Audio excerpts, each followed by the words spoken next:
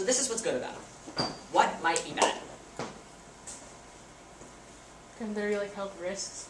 Yes, that's actually my first bullet point. Good job. Health risks. We don't really know what they can or might be doing to us. We are consuming them on a daily basis. We've all had them multiple times within our life. Many of us have probably all had them today. You probably had them for breakfast, you maybe had them for lunch, you will likely have them for dinner because they are in 70 to 80% of our food supply. Statistics vary on this one. But the grand majority of our food is genetically modified. And over time, since it's been started, it has grown to be an enormous portion of our food industry, and indeed, like I said, it is now the vast majority. And we don't really know what it's doing because there have been no tests on humans, official scientific studies. There have been tests on rodents that are not particularly heartening. Within only 90 days of eating an all-GM diet, the mice and rats developed severe and significant organ damage, specifically in the liver and kidneys. And multiple studies have now kind of pointing to this possible internal damage that might be occurring because of consuming GMs. So if we're all eating them every day or every other day, even though we're not rodents, it's entirely likely that over the course of 10, 20, 30 years, we may in fact get some organ damage as well there are other possible health risks that have not even been explored yet. So that's it's a little bit disheartening to think about.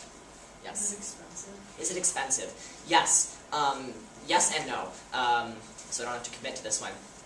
It is, and I will talk about that in just a sec. Other possible cons. Yes? Couldn't it like be bad for some of the environment around it because it's unnatural?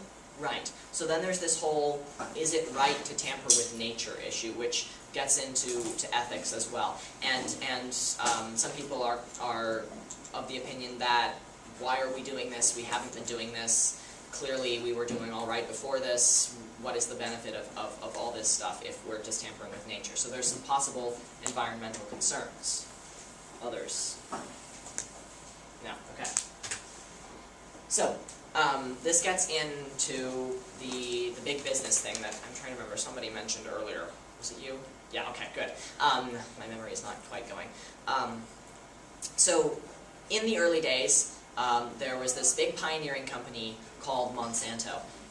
Some of you may have heard of it if you've seen films like The Future of Food or Food Inc. Or read Michael Pollan or whatever.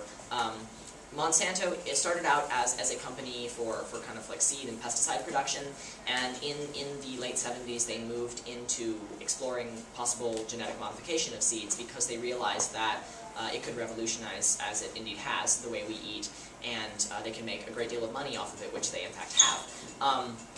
Over the past 30 so years, they started as a kind of small company, and they have quickly gained a monopoly on pretty much all of the GM foods that we are eating. Almost all of the corn and soybeans that are so omnipresent in our diet come from GM crops that Monsanto is directly responsible for. And so over the years, they have expanded their reach as they've gained money and prestige in the agribusiness world. So suddenly they own a great number of farms, and they are working very hard to make sure that smaller farmers that are not currently using GM are using GM. So they're highly publicized. They try to convince the farmers to grow their seed because it's the best, because it produces the crop yields, and for all of these good reasons over here. And for those that refuse, they frequently use a policy of intimidation to try to get them to do so, because it is generally believed that Monsanto's kind of goal is to control 100% of the food industry and to get 100% of their crops to be GM and for them to be at the top. Obviously, there are some huge dangers in monopoly of any business because you have this possibility for intense corruption, as many people allege Monsanto is doing as we speak, if you will. So if there's all these possibilities because they are now so powerful, all of these small farmers don't really stand a chance even when bonding together. So there's a lot of outcry about some dubious business practices. Again, costs. One of the things that Monsanto has done that has helped it enormously get to its place of power is they have modified many of their crops so that they do not grow back the year afterwards.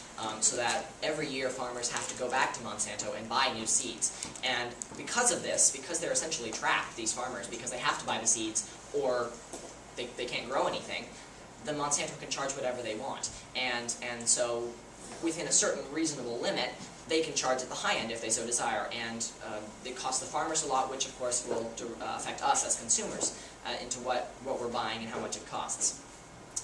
On the other hand, there is a possibility for lowering food costs. So this could be in either column, because if we can mass produce enough food that there is more of it, then if you have more of something, its value per piece goes down. And so there's a possibility, not entirely likely given current trends, that food prices will at some point drop because of the GM.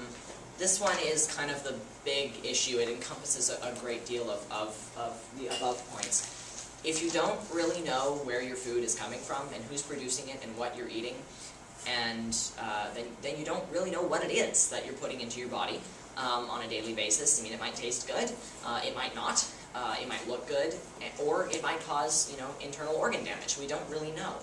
So there's this whole kind of great unknown, and again, tampering with nature, is that something we really have the ability, the power, should we even be doing it? So that's another huge ethical dilemma that has cropped up within the past several years as GMs have grown more and more prevalent in our society. And then again, the last thing is that if all of your food is coming from one source, if it's all GM, if it's all these special round red tomatoes, if it's all the same, then it loses a certain amount of interest in your food, right? Because if some people really hate tomatoes, but I don't.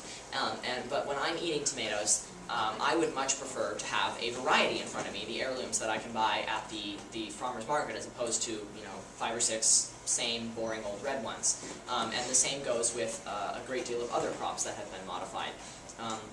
In fact, a lot of people would argue that this goes against what we've been working for the past 10,000 years to do with our selective breeding, with the quote-unquote genetic modification. Many of our crops started out as one crop. Almost all of our varieties of lettuce and spinach and even broccoli came from one mustard plant that we selectively bred into all sorts of different types of plants. The same goes, like I was saying, with tomatoes and various beans, peppers. All of the exciting types of peppers, sweet and hot, came from one plant that produced little tiny pieces of fruit that were about this big. And so if we move towards one kind of perfect pepper or perfect tomato, we're sort of moving against what we've just spent all of kind of our humanity creating, this wide variety on our tables.